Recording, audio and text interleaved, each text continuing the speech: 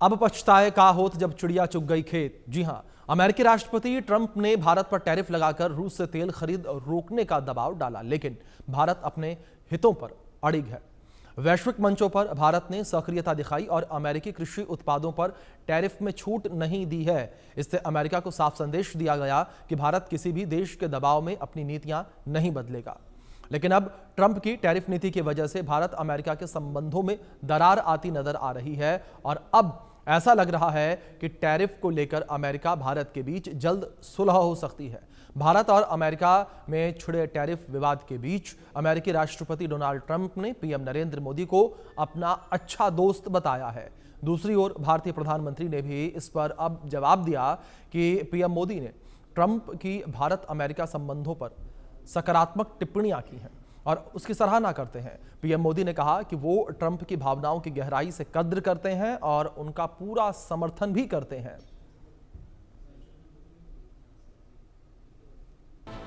Tariff war के बीच रंग लाई भारत की कूटनीति। ट्रंप को समझ आई भारत की अहमियत। ट्रंप को सताने लगा भारत को खोने का डर। अचानक बदल गए अमेरिकी राष्ट्रपति ट्रंप के सुर। अभी तक भारत के खिलाफ जहर उगल अमेरिकी राष्ट्रपति डोनाल्ड ट्रंप के सुर अचानक बदले बदले से नजर आ रहे हैं। ऐसा लग रहा है जैसे भारत से लगातार बढ़ती दूरी से डोनाल्ड ट्रंप को पछतावा हो रहा है। इसकी गवाही दे रहे हैं भारत और भारत के प्रधानमंत्री मोदी के लिए दिए गए ट्रंप के हालिया बयान। इसके बाद भारत और अमेरिका के बीच टैरिफ को लेकर छिड़ा विवाद खत्म होने के आसार नजर आ रहे हैं। अमेरिकी राष्ट्रपति डोनाल्ड ट्रंप ने पीएम नरेंद्र मोदी को अपना अच्छा दोस्त बताया है। उन्होंने कहा कि भारत और अमेरिका के बीच एक विशेष रिश्ता है जिसमें किसी तरह की चिंता की बात नहीं है।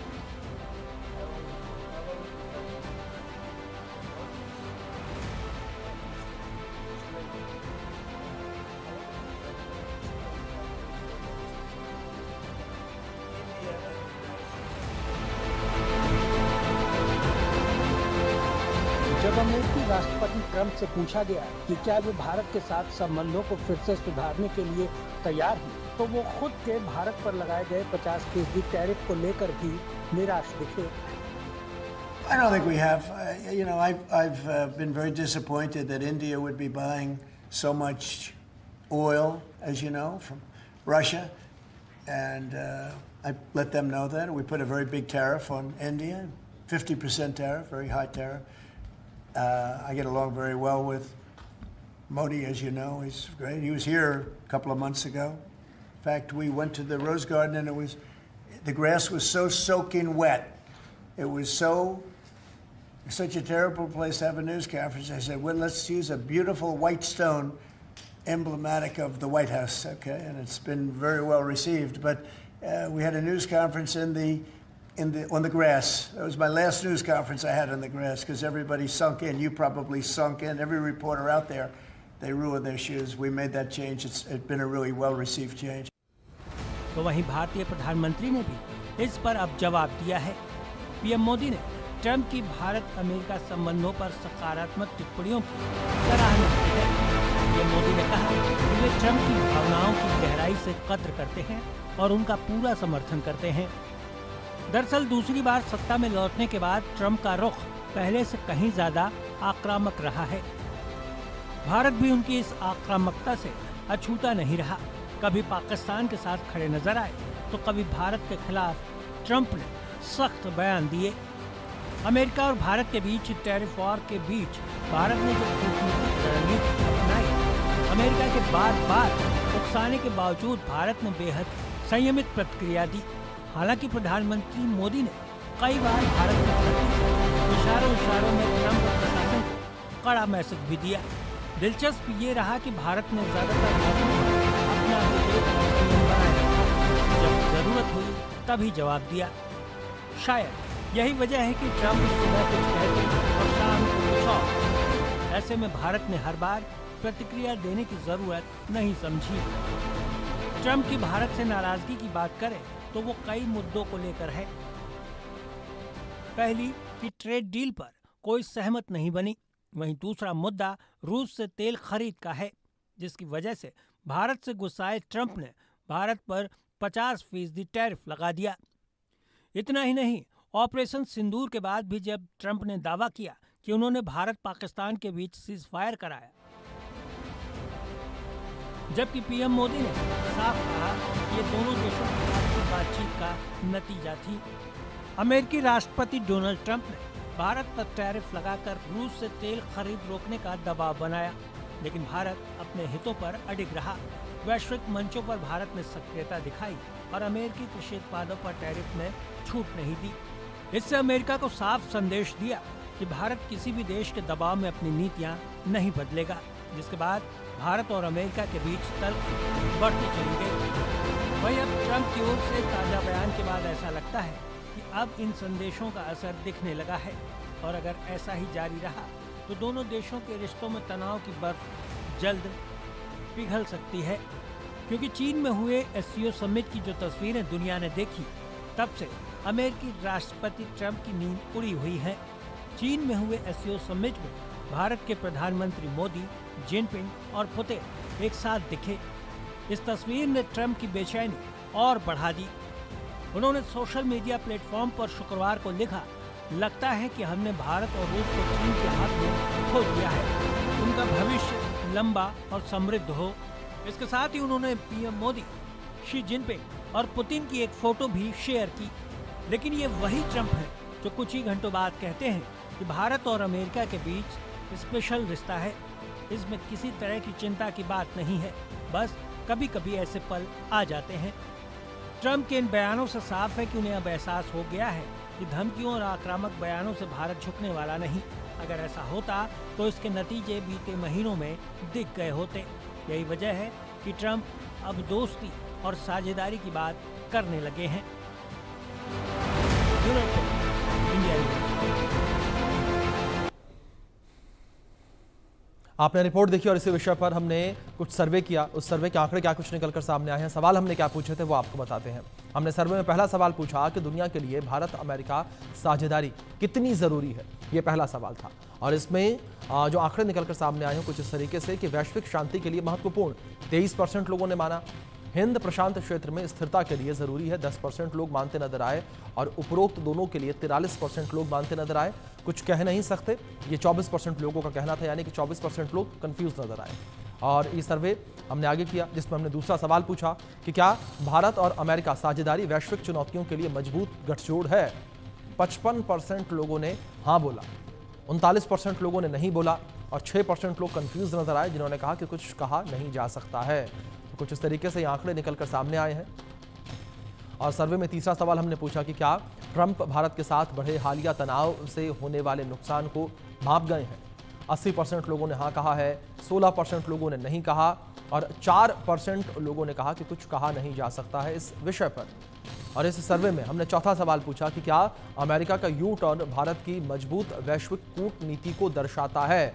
76% लोगों ने हाँ कहा और 20% लोगों ने कहा है कि नहीं। 4% लोग कंफ्यूज नजर आए, उन्होंने कहा कि इस विषय पर कुछ कहा नहीं जा सकता। और हमने इस सर्वे के दौरान पांचवा सवाल पूछा और पांचवा सवाल था कि क्या आप अमेरिका के प्रति भारत की हालिया विदेश नीति से सहमत हैं। 63% लोगों ने कहा कि हाँ हम सहमत हैं। नहीं कहते नजर आए 33% लोग और 4% लोग कंफ्यूज नजर आए, उन्होंने कहा कि इस विषय पर कुछ कहा नहीं जा सकता है।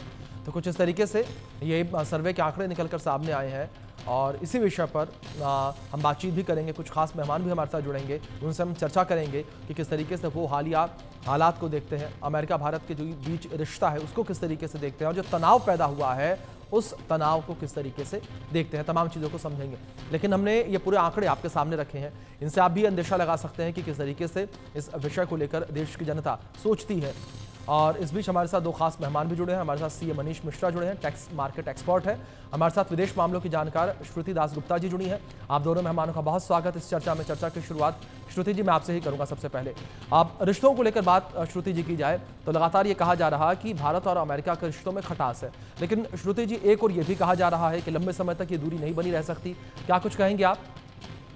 नमस्कार आपको भी और आपके दर्शकों को भी।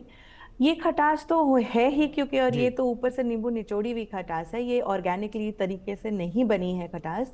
और इसका हम ट्रम्प टैरिफ के टेंशन्स के अंदर देख ही चुके हैं, कभी कुछ कहते हैं, कभी कुछ कहते हैं, कभी अलग अलग तरीके से हम पे लांछन लगाते हैं, कभी ब्राह्मण का नाम लेते हैं तो कभी रशिया का लॉन्ड्रोमैट कहते हैं। तो ये ऊपर से नींबू निचोड़ी हुई खटास है जी। पर इसका एक ब्रॉडर कॉन्टेक्स्ट भी है कि भाई ट्रम्प को जो चाहिए वो नहीं मिल रहा है इंडिया से। दो चीजें आपकी खुद की रिपोर्ट ने मेंशन करी, एक कि हम उनको नोबेल पीस प्राइज के लिए नहीं नॉमिनेट कर रहे क्योंकि हम नहीं जानते कि उन्होंने पाकिस्तान के साथ क्या बातचीत करी, पर हमारी तरफ से ट्रम्प का कोई रोल नहीं था वो सीज फायर आने के लिए। और दूसरा, हम अपना एग्रीकल्चरल सेक्टर और डेयरी सेक्टर उनके लिए नहीं खोल रहे हैं क्योंकि ये हमारे देश की internal security matters, small time farmers, इन सब के लिए इम्पॉर्टेंट है। तो इसीलिए ये दो चीज़ों को लेके उन्होंने रशिया का एक बहाना बनाया और हम पे टैरिफ ठोक दिए। तो ये जो है, इसके बीच में बहुत सारी कड़वी बातें कही गई, पर मैं अपनी ब्यूरोक्रेसी को बहुत सराहना चाहूँगी क्योंकि उन्होंने किसी भी, जहां वहां उनके सेक्रेटरी ऑफ स्टेट्स और मार्को रूबियो कह रहे थे कुछ पीट हेग्सेथ कह रहे थे, बहुत बड़े बड़े लोग बहुत कुछ कह रहे थे, लेकिन हमारी ब्यूरोक्रेसी में से किसी ने कुछ नहीं कहा, वो सिर्फ और सिर्फ अपना काम करते गए आगे। तो ये एक तरीके से देखा जा सकता है कि ट्रम्प समझ गए हैं कि इनको भारत को प्रोवोक करके उनसे रिस्पॉन्स नहीं लिया जा सकता है, इनके साथ बैठ कर ही बात करनी पड़ेगी। और एससीओ का एक जो है झटका भी उनको थोड़ा लगा, और हम जानते हैं कि मूडीज की रिपोर्ट्स आई हैं, बाकी इनकी रिपोर्ट्स आई हैं जिसमें कहा है कि आजकल के चलते हुए जो टैरिफ का जो उन्होंने माहौल बनाया हुआ है उसके चलते आगे जाके ट्रम्प रिजीम के अंदर रहते रहते अनएम्प्लॉयमेंट स्पाइक करेगी और रिसेशन हिट कर सकता है। तो वो रिसेशन की ब्रिंक पे है यूएस की इकोनॉमी, और ये वो समझ चुके हैं और शायद इसीलिए थोड़े थोड़े धीरे धीरे हौले हौले पैरों से कदम पीछे हटा रहे हैं। जी मनीष जी, दूसरी ओर अगर मार्केट के हिसाब से बात करें तो जिस तरीके से अगर टैरिफ वॉर को देखा जाए, लगातार ये कहा गया कि टैरिफ वॉर लंबे समय तक नहीं चल सकता क्योंकि इसमें भारत का नुकसान कम है लेकिन अमेरिका का नुकसान उससे ज्यादा है। तो ऐसे में मनीष जी, आप किस तरीके से देखते हैं इस टैरिफ वॉर को? क्या आपको लगता है कि टैरिफ वॉर लंबे समय तक चल सकती है? क्या लंबे समय तक इतना हाई टैरिफ अमेरिका भारत के ऊपर लगा सकता है और ये टैरिफ सस्टेन करेगा? देखिए, मैं आपके ही प्रोग्राम में अप्रैल में भी आया था, तो जब टैरिफ पे बात शुरू हुई थी तो तब भी मैंने यही बोला था कि अमेरिका टैरिफ को ज़्यादा दिन तक सस्टेन नहीं कर सकता है। अगर टैरिफ लगाता है तो उससे अमेरिका को ज़्यादा नुकसान है, क्योंकि जैसा कि श्रुति ने बोला कि जो भी मतलब महंगाई की जो वहाँ पे अमेरिका में ज़्यादा बढ़ सकती है अगर टैरिफ लगता है तो। और भारत के बिना, यानी कि जो भारत हमारा एक इतना बड़ा बाजार है, जितनी भी कंपनियां, अगर आप चाहे आईटी में बोलें, चाहे बाकी कंज्यूमर ड्यूरेबल में बोलें या एफएमसीजी में बोलें, बहुत सारे प्रोडक्ट जो अमेरिका से आते हैं, तो अगर भारत टैरिफ लगाता है तो अमेरिका को ज़्यादा नुकसान होगा। रेदर देन कि हमें तो नुकसान होगा, हम अपने नुकसान को तो सह सकते हैं या उसको दूसरे मार्केट से कंपनसेट कर सकते हैं, परंतु अमेरिका नहीं कर सकता। अमेरिका को अगर एक तरह से अगर बैलेंस मार्केट बना के रखना है और अपनी कंपनी का, अपनी जीडीपी भी बढ़ानी है तो उसको भारत की ज़रूरत जरूर पड़ेगी। तो टैरिफ तो वैसे भी ये रिवर्स होना ही था, यानी कि उसको कम करना ही पड़ेगा। ये मतलब ट्रम्प की अपनी मजबूरी है। जी श्रुति जी, दूसरी ओर जिस तरीके से अगर बात भारत और अमेरिका को लेकर की जाए तो लगातार जिस तरीके से ट्रंप अपने बयानों को बदलते नजर आ रहे हैं, तो श्रुति जी कहीं ना कहीं ये माना जाए कि ट्रंप को भी ये पता है कि भारत अमेरिका के लिए कितना महत्वपूर्ण है। काश मैं आपसे कह सकती कि हाँ उनको पता है, पर ट्रम्प की एक प्रवृत्ति है जो वेस्टर्न मीडिया में बहुत आसानी से बोली जाती है, और मैंने भी आप ही के चैनल पे एक बार कभी बोला था कि ट्रम्प को वेस्टर्न मीडिया टाको कहती है, ट्रम्प ऑलवेज चिकन्स आउट। वो हमेशा बड़ी बड़ी बातें करते हैं, कुछ बहुत ही भयानक सी चीज़ बोल देंगे और झट पलट जाएंगे अपने बयान से, और उनको, हम जैसे लोगों को शर्मिंदगी होगी कि अरे हमने कोई गलत बात कह दी, पर उनको कोई शर्मिंदगी नहीं महसूस होती, तो वो बार बार अलट पलट करते रहते हैं। आपकी ही रिपोर्ट में जैसे उन्होंने कहा कि 24 घंटे भी नहीं हुए थे उस ट्वीट को कि जो उन्होंने एससीओ समिट में शी जिनपिंग, मोदी जी और हमारे प्रेसिडेंट पुतिन का उन्होंने पिक्चर लगाया और बोला कि हम इंडिया और रूस को हार चुके हैं और चाइना जीत चुका है, और 24 घंटे भी नहीं लगे उनको ये बोलने के लिए नहीं, हमने नहीं हारा इंडिया को, इंडिया और यूएस के बड़े अच्छे संबंध है, हमें बड़ी मित्रता है। तो वो अपनी बात से बार बार पलट जाते हैं, और ये सिर्फ इंडिया को लेकर नहीं है, वो बाकी देशों को लेकर भी होता रहता है उनके साथ कि मैंने ऐसा नहीं कहा है। तो ये इंटरव्यू जो आपने यहाँ रोक दिया, उसमें जहाँ पे वो रोज गार्डन की बात कर रहे थे, वो बह जाते अपने भाव में। वो अब रोज गार्डन में भी पहुंच गए कि मैंने रोज गार्डन क्यों रिन्यू किया, क्या किया। उनकी बातों को डिकोड करके उसके बेसिस पे अपनी पॉलिसीज बनाना बेवकूफी से बड़ा, बेवकूफी भरा काम है। उनकी बातों को कोई नहीं समझ सकता, शायद ट्रम्प खुद भी नहीं समझते कि वो क्या बोल रहे, तभी बार बार वो अपनी बातों से पलट जाते हैं। इंडिया इंपॉर्टेंट है, ये रिपब्लिकन समझते हैं, क्योंकि रिपब्लिकन के पीछे जो लॉबीज लगी हुई हैं वो समझती हैं। एक रीसेट होना है, ये हम सबको पता है, लेकिन क्या ये वाक्य रीसेट है, ये सही बात नहीं है। इस वक्त हम इसको ये कह सकते हैं, एक ऑलिव ब्रांच, एक छोटी सी उन्होंने लहर छोड़ी है देखने के लिए कि इंडिया बात करेगी भी कि नहीं करेगी। और पीएम मोदी का प्रॉम्प्ट रिस्पॉन्स जो आया वो ये कह रहे हैं कि हम सबसे बात करेंगे, हमने आपको अपना दुश्मन नहीं मान रखा है। जिस तरह से आप हमको डेड इकोनॉमी बोल के निकल गए, लेकिन हमने उसको दिल पे लेकर नहीं बैठ गए। हम यहाँ बिजनेस करने आए हैं, हम बिजनेस की बातों में बात करेंगे। तो जब तक ट्रेड डील जो उसके लिए वो पार्टी आने वाली थी अगस्त में, पर उनकी आई नहीं है डेलीगेशन, दोबारा से जब तक एक डेलीगेशन नहीं असाइन होती, जब तक वो कोई आता नहीं बात करने के लिए, तब तक के लिए टैरिफ्स तो चलते रहेंगे। लेकिन ये एक हल्की हल्की लहर जो उन्होंने स्टार्ट करी है देखने के लिए कि इंडिया के साथ बातचीत किस लेवल तक की जा सकती है, और क्या हमने सच में मित्रता का ये जो दौर है ये खत्म कर दिया है। जी मनीष जी, दूसरी ओर जिस तरीके से ये टैरिफ वॉर फिलहाल चल रही है, अभी अगर हम बात करें जिस तरीके से जीएसटी रिफॉर्म की अनाउंसमेंट सरकार के द्वारा की गई तो मार्केट पर इसका असर कम हो गया, लेकिन जिस तरीके से समय थोड़ा आगे बढ़ेगा, क्या एक बार फिर से ये टैरिफ इंडियन मार्केट को हिट करता हुआ नजर आएगा, मार्केट को गिराता हुआ नजर आएगा, कमजोर करता नजर आएगा? नहीं, इसमें कोई दो राय नहीं है। अगर टेरिफ लगा रहता है और बना रहता है तो जो हमारा जो एक्सपोर्ट है वो डेफिनेटली उससे फर्क पड़ेगा, जैसे अभी फर्क पड़ना शुरू हो गया है। बहुत सारे मैं जो गारमेंट के एक्सपोर्टर्स हैं या बाकी जो एक्सपोर्टर्स हैं उनसे मिलते हैं तो धंधा डाउन हो गया है बहुत सारा। अगर सूरत की मार्केट है, गुजरात की मार्केट देखें या बाकी जो भी हमारा जो अमेरिका में एक्सपोर्ट होता था तो उस पर बिल्कुल फ़र्क पड़ा है। और अगर टेरिफ लगता है तो 100% फ़र्क पड़ेगा, उसमें कोई दो राय नहीं है। हाँ, लेकिन ये है कि ये टेरिफ ज़्यादा तक सस्टेन नहीं कर पाएगा, इसमें भी कोई दो राय नहीं है। इसको रिवर्स करना ही पड़ेगा और रिवर्स होना ही पड़ेगा या उसको सहूलियत करनी पड़ेगी। और इंडियन मार्केट तो अगर शेयर मार्केट की बात करते हैं तो शेयर मार्केट हो सकता है टेम्परेरी कुछ टाइम के लिए, दो महीना, 6 महीना, 1 साल के लिए डाउन रहे, उसके बाद वो अपने आप रिकवर करना ही है, क्योंकि हमारी अपनी खुद की जो कंजम्पशन है, अपनी खुद की इकोनॉमी बड़ी फंडामेंटली मजबूत है।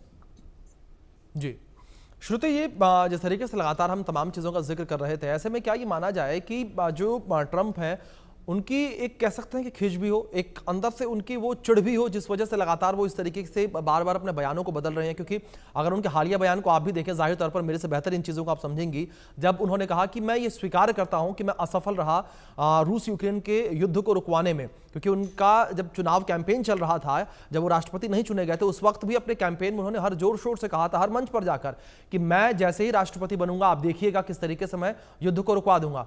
लेकिन करीब करीब 1 साल का वक्त होने को आ रहा है उनके राष्ट्रपति बने हुए भी, लेकिन युद्ध उसी तरीके से, या यूं कहें कि उससे भी ज्यादा आक्रामक हो गया। जी बिल्कुल सही। और उनकी जो अलास्का वाला जो गेम प्लान था वो भी पूरा फेल होते नजर आया। आप उनकी बिफोर और आफ्टर फोटोग्राफ्स देखेंगे, वो कैसे मुस्कुराते हुए अंदर गए थे और एकदम थके हारे हुए बाहर लौटे थे। तो ऐसा लग रहा था जैसे पुतिन ने उनकी क्लास ली हो और उनको बताया हो कि भाई प्लीज थोड़ा अपना हिस्ट्री ज्योग्राफी करेक्ट कर लीजिए और आगे फिर हम बात करेंगे, क्योंकि आपको और आपके एडमिनिस्ट्रेशन को इस पर्टिकुलर युद्ध के जुड़े हुए जो प्रॉब्लम्स है वो सही तरीके से नहीं पता है। ये एक पलक झपकने वाला, प्रॉब्लम खत्म हो जाएगा वाला, चुटकी बजाने वाला सलूशन नहीं हो सकता। और ना ही वो इजराइल के साथ मतलब समझौता करवा पाए हमास का। तो ना उनकी गाजा वाली प्रॉब्लम जो उन्होंने कहा था वो जीती, ना उनकी रशिया वाली प्रॉब्लम खत्म हुई, ना उनका जो उन्होंने एप्स्टीन फाइल्स लेकर इतना शोर मचाया था कि मैं आपको दिखा दूंगा कि कौन करप्ट है कौन नहीं है क्या है, वो भी नहीं उनका पूरा हुआ। सिर्फ एक मुद्दे पे वो अच्छे से, मेरे हिसाब से अपने जो कैंपेन प्रोमिसेस हैं वो एक ही मुद्दे पे वो सफल होते नजर आ रहे हैं मुझे, वो है कि इलीगल इमिग्रेशन को वो कर्ब करने के लिए जो अपने देश में कर रहे हैं, वो ही एक उनका जो कैंपेन प्रॉमिस है मुझे पूरा होता नजर आ रहा है। बाकी सब गीदड़ भपकियां हैं, वो किसी को भी नहीं ला पाए। आपको वो दुनिया को बताना चाह रहे हैं कि मेरे पास बिलियंस डॉलर्स आ रहे हैं टैरिफ लगाने पर दे कौन रहा है वो बिलियंस ऑफ डॉलर? इंडिया तो नहीं जा रही है वहां पे चेक लेकर उनको देने के लिए, ना ही यूरोप जा रहा है, ना कनाडा जा रहा है। हमारा सामान महंगा जरूर हो जा रहा है वहां पर ये पैसा तो अमेरिका ही दे रहा है उनको, तो वो किसको ये बेवकूफ बनाना चाह रहे हैं? तो वो इस इंसान का जो बोलने का तरीका है वो अपने आप को शायद बहुत ज्यादा बढ़ चढ़ के सोचते हैं और उसी तरह से प्रेजेंट भी करते हैं जिससे मीडिया के अंदर जो उनके चाहने वाले हैं वो उस तरह से बात करें। कुछ 4 दिन पहले उन्होंने एक वो बड़ी सी कॉन्फ्रेंस ली थी जिसके अंदर राउंड टेबल में उनके सारे जो पोजीशन होल्डर्स हैं वो बैठे थे और कितनी मतलब उन्होंने एक दूसरे की उनकी तारीफ करी है, उनके सिग्नेचर से लेकर कि वो मतलब एक डूबते यूएसए का उगता हुआ सितारा है, इस तरह से उनको प्रेजेंट किया था। तो जो इंसान की ईगो इतनी बड़ी है जिसको बार बार वैलिडेशन चाहिए किसी ना किसी फॉर्मेट में, तो वो इसी तरीके से कुछ बोलेंगे फिर वापस पलट जाएंगे, फिर उनको बोलेंगे देखा मैंने बोला था ना। तो ये उनका एक तरीका है जिसको समझना या उसको डिकोड करना किसी के लिए भी पॉसिबल नहीं है। जी मनीष जी, दूसरी ओर जिस तरीके से भारत भी नए बाजार तलाश रहा है, क्या आपको लगता है कि नए बाजार मिलने के बाद, यानी कि जिस तरीके से एक रिपोर्ट सामने आई थी जिसमें कहा गया कि भारत भी 40 देशों के साथ बातचीत कर रहा है अपने व्यापार को बढ़ाने के लिए, यानी कि जो अमेरिका से उसको घाटा होगा उस घाटे को खत्म करने के लिए, बराबर करने के लिए इन देशों से लगातार बातचीत की जा रही है। मनीष जी, अगर स्ट्रेटेजिक बेस पर और एक नेशन टू नेशन इसको लेकर बात की जाए, कितना समय लगता है इस व्यापार को सुचारू रूप से चलाने में, और जो घाटा होगा वो कितने लंबे समय तक के लिए घाटा भारत को देखना पड़ेगा? नहीं, अगर ये टैरिफ लगा रहता है तो इसका देखिएगा, जो जीएसटी, जब गवर्नमेंट जीएसटी का जो रिफॉर्म लेके आई, जो इनपुट अगर आप देखेंगे जीएसटी में तो एक स्ट्रक्चरल चेंज हुआ है। यानी कि जैसे पहले क्या होता था कि जो इनपुट आता था 12%, मतलब इनपुट आता था 5% का या 12% का, और आउटपुट का, और इनपुट आउटपुट में रेट का डिफरेंस होता था, उससे रिफंड का दिक्कत होती थी या एक्स्ट्रा वर्किंग कैपिटल फंसता था या एसएमईज का। तो वो एक स्ट्रक्चर चेंज किया गया, उसको मैच किया गया दोनों का, कि जैसे कि एक्सपोर्टर को या जो एसएमईज को उनको प्रॉब्लम ना आए, और बहुत सारे जो रेट में रेशनलाइजेशन किए गए उसका भी एक इम्पैक्ट आया है। अब रही बात की नए बाजार की, नया बाजार वो एक तरह से दुबई भी हो सकता है, यूएई हो सकता है, और इधर चाइना भी हो सकता है, रसिया भी हो सकता है। तो जैसे आज की डेट में जो प्रधानमंत्री जी कोशिश कर रहे हैं कि बाकी एशियन देश को, एशियन कंट्रीज़ को जो है कंसोलिडेट करने का, उससे डेफिनेटली जो है एक जो अमेरिका पे जो डिपेंडेंसी थी वो थोड़ा सा कम होने के चांसेस हैं, और वो टाइम लगते धीरे धीरे करके वो डिपेंडेंसी कम भी होगी, और भारत अपने रूप में या मैन्युफैक्चरिंग खुद करेगा, तो उससे एक फ़ायदा होगा। जी श्रुति जी, लेकिन दूसरी ओर एक सवाल मेरा आपसे यहाँ पर यह भी है कि अमेरिका जिस तरीके से इतना डोमिनेटिंग होता नजर आ रहा है, अपनी डोमिनेट पर्सनालिटी को जबरदस्ती लोगों के ऊपर थोप रहा है, लेकिन जब भारत दूसरे देशों की ओर रुख करेगा, क्या अमेरिका इस बात को सह पाएगा, सहन कर लेगा अमेरिका? इसमें दूसरे देश की तरफ रुक करके सहन करने का सवाल ही नहीं उठता, क्योंकि हम उनके कोई मतलब रिश्तेदार तो लगते नहीं हैं, हम तो उनके ट्रेडिंग पार्टनर बनना चाहते हैं। वो हमारे लिए हमारे सबसे बड़े क्लाइंट हैं। एज सच 20% हमारे एक्सपोर्ट्स जो हैं इंडिया के यूएस की तरफ जाते हैं, वो हमारे सबसे बड़े क्लाइंट हैं। हम उनके साथ डेफिनेटली बिजनेस करना चाहेंगे, लेकिन अगर वो अपने मार्केट के अंदर हमारे लिए अनफेवरेबल कंडीशंस बना देंगे, तो जैसे आपके दूसरे पैनलिस्ट ने कहा, हम लोग भी इधर उधर चले जाएंगे। हमने अफ्रीका के अंदर भी बिजनेस आगे बढ़ाया है, हमने जापान के साथ एमओयू साइन करी है, हमने मर्कोसर को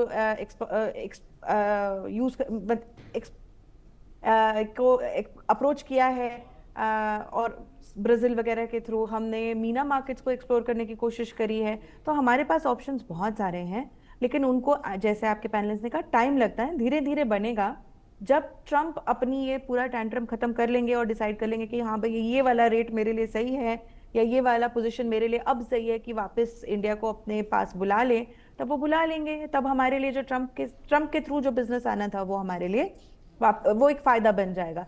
थोड़ा एक झटका लगता है, लेकिन हम बर्दाश्त कर लेंगे। जो हमने किया है इस वक्त, जो मुझे कहना चाहती हूँ आगे, कि वो जो एससीओ में हमने किया, पीएम मोदी ने और उनकी टीम ने, वो बहुत अच्छी चीज़ करी। वो क्या किया उन्होंने, हमने जाके वहाँ टेररिज्म पे बात करी, कोऑपरेशन पे बात करी, हमने बायलैटरल मीटिंग्स रखी, और हम उन लीडर्स के साथ उठे बैठे जिन लीडर्स से एक्चुअली ट्रम्प जो है घबराते हैं, जैसे पुतिन और शी जिनपिंग, और उन्होंने हमारे कंधे पे लिटरली दोस्त जैसा हाथ रखा हुआ था।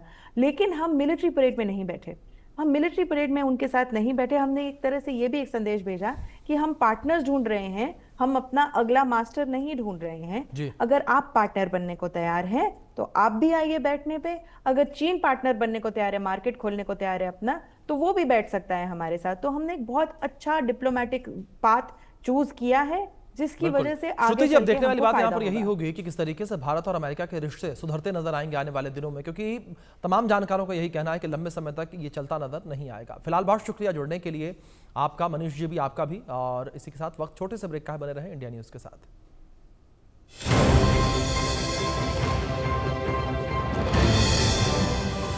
25 लाख का हॉस्पिटल बिल है, इतने पैसे कहाँ से आएंगे? पैसों की